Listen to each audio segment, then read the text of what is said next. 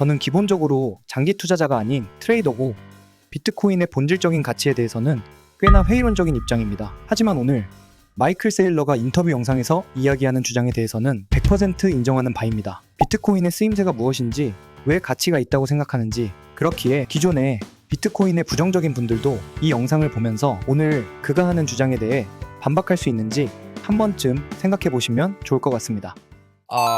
Do you think people buy more out of FOMO? Or do you think humans are motivated, especially with Bitcoin, by logic, where they go?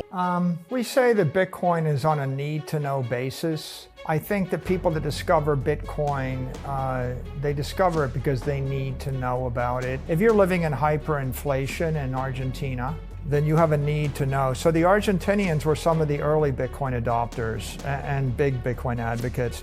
If you live in Nigeria and the currency collapses, or Lebanon and the bank freezes your assets, you're on the need to know.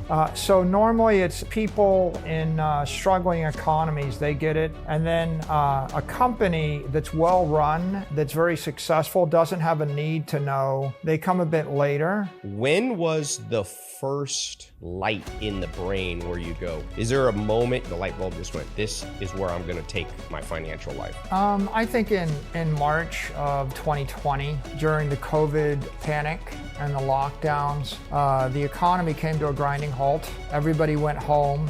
We had the 15 days to stop the spread.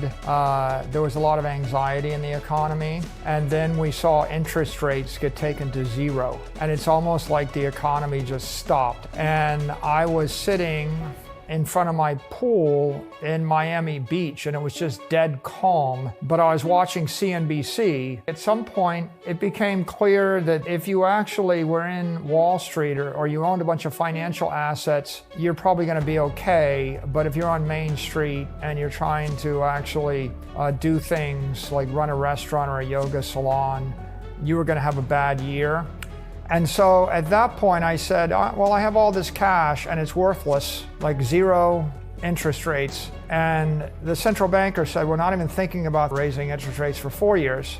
So you have a non-performing asset. And then I looked at the government basically printing money. So, I thought if we shut down the economy for 2 years, that's going to cost a lot of money. And that's going to get printed. And so I saw hyperinflation, coming at the end of those lockdowns. And I noticed my money was a melting ice cube. And I thought, well, I need to do something with the money before it becomes worth 40% less. And that's the point where I said to a friend of mine, so tell me about that Bitcoin thing again. I feel like the number one reason people don't get into crypto or anything is they think they're too late. But what you're saying is really you only had the aha moment 4 years ago. I think when I was thinking about it, it was 4,000 or 5,000 a coin for Bitcoin. And when we started buying it in size, it was in the mid 9,000s and 10,000, 11,000, and it's 10x since then. But to be clear, the brilliant idea of Bitcoin is digital property, and it's the most simple idea imaginable. Do you want to buy 1/21 millionth of all the money in the world for all of eternity? Like the product's going to be the same in 100 years, 500 years, 1,000 years? But what's your counter argument to people say, yeah, Bitcoin's good, but it's too speculative. It moves in 1 year from 15,000 to 100,000. What's your counter? I think the important thing is to understand it not as a digital currency, but as digital capital. Money decomposes into currency, which is the medium of exchange, like the peso, the ruble, or the dollar, or capital, which is a store of value, like a Monet painting, like a really nice penthouse in Manhattan. And so if you think of it as currency, you get really confused because you want to buy coffee with it. But the truth is, no currencies are good stores of value. You wouldn't want to hold $1 million of dollars or pesos or marks or francs or yen or anything for 100 years. So if you ask the question, what did your Monet cost in 1930 and what does it cost today? The point really is the people that bought Monets or they want to buy Bitcoin, those are not speculators. So you should think of it as scarce, desirable property, something that a government can't make more of. And Bitcoin happens to be the most desirable global capital asset.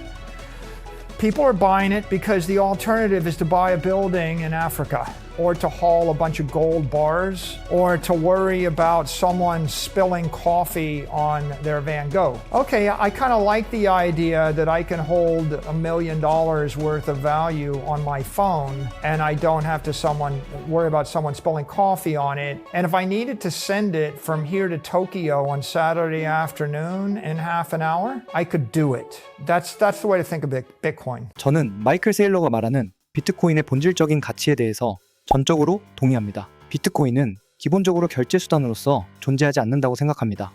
결제 시간도 오래 걸리고 가격 등락도 있기 때문에 굳이 비트코인으로 결제를 할 필요가 없죠. 만약 여러분이 1000억 자산가라면 어떤 형태로 자산을 가지고 계실 건가요? 행복한 고민인 것 같지만 벌써부터 걱정해야 될 부분이 한두 가지가 아닙니다. 아마도 부동산, 주식, 은행 예금, 현금, 금 등등 자산을 분배해야 안전하겠죠. 또한 현금을 창출할 수 있는 사업을 직접 운영을 하는 경우도 있겠습니다. 다 각자 방식은 다르겠지만 이거 하나는 명확합니다. 달러는 무한 발행입니다. 그렇기에 가치가 계속 떨어집니다.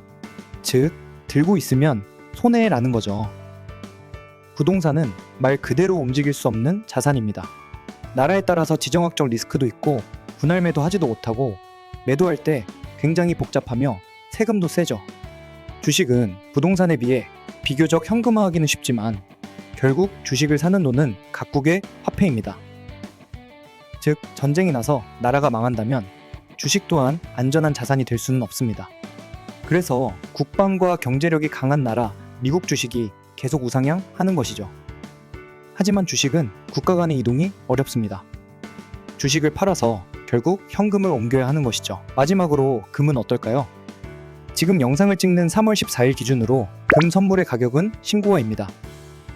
트럼프 관세 전쟁과 러우 전쟁 등 지정학적 리스크로 안전자산으로 꼽히는 금의 가격이 폭등하는 것이죠. 금은 달러 채권과 함께 안전자산에 꼽히지만 단점도 있습니다. 첫 번째로 다이아몬드의 사례를 들면 인공 다이아몬드가 나오면서 다이아몬드의 가격이 폭락한 것처럼 금의 대체재가 나온다면 가격이 폭락할 수 있습니다. 두 번째로는 금은 이동이 어렵죠. 들고 다닐 수도 없고 누가 훔쳐갈 수 있는 우려도 있습니다. 마지막으로 비트코인의 경우에는 마이클세일러의 말을 인용해서 방금 말한 자산군이 가진 모든 단점을 상쇄할 수 있습니다. 내가 원할 때 1000원 만원 단위로 현금화할 수 있고 국가를 넘나들 때 들고 갈 필요도 없으며 어디에든 원하는 곳에 저장할 수 있습니다. 또한 내가 사는 나라가 전쟁이 나서 망해도 뺏어갈 수 없으며 저장 장소에 따라서 내가 비트코인이 있다는 사실을 아무에게도 들키지 않을 수 있습니다. 이로써 비트코인은 결제 수단이 아니라 부자들의 해칭 수단 혹은 은닉 자금으로 많이 활용되는 것이지요. 다시 한번 여쭤보겠습니다. 여러분들이 여유 있는 1000억 자산가라면 혹은 10년, 20년 후에 내 후손에게 훼손되지 않은 자산을 줘야 한다면 자산 중에 50억 정도는 비트코인을 가지고 있을 의향이 있으신가요?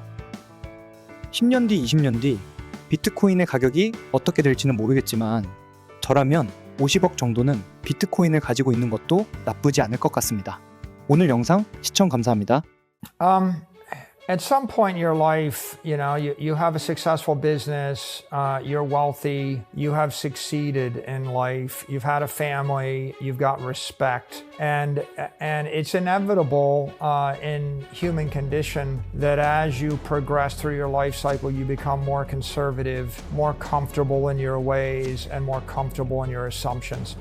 As I said, Bitcoin's on a need-to-know basis. You can't expect someone at the end of their career who's been successful with a different set of techniques and technologies and systems of thought. So they're thinking about their frame of reference. He or Warren Buffett or Charlie Munger, they have their frame of reference, but they're not 20-something years old in Venezuela or Argentina watching their money melt down a toilet, right?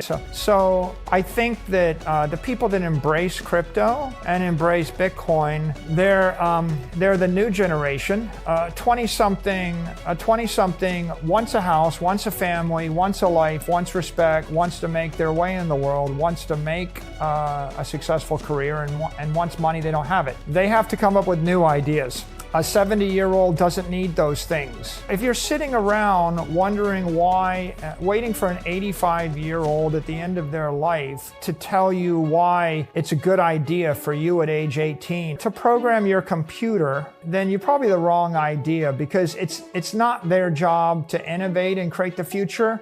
So when's, in your mind, if you're a betting man, Bitcoin hits 1 million when? Yeah, it's difficult to give you a short-term forecast. So I'm not going to give you an exact date. I will just tell you I think it's 13 million in the year 2045. I think it'll grow between 30 and 60% a year for the next 5 to 10 years. And then I think it's growing 60% a year right now. I think it will decelerate to be growing 20% a year 21 years out. And so it could surge up, quite quickly over the next 4 years, and you would get there in 4 to 8 years. But it's very volatile. It takes a random path, and we can't be quite sure. So I think I would take a more open-minded view. I would just assume that it's going to keep grinding up. It'll do the serpentine thing.